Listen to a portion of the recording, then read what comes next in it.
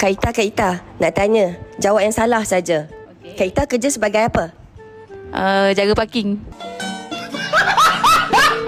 Jawab yang salah saja. Tadi mai kerja naik apa? Naik ferry. Jawab yang salah je tau. Apa hobi Kak Z? Cari kutu beras.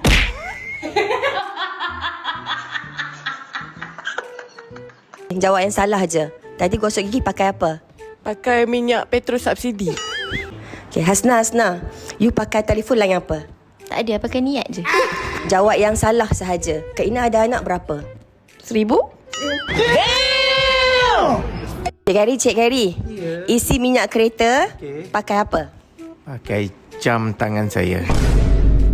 Jawab yang salah sahaja. Siapa kawan baik Cik Rizal? Tapi betina. Jawapan salah je. Kak Zila mandi pakai apa? Mandi pakai kenangan sebab dah lama tak jumpa dia.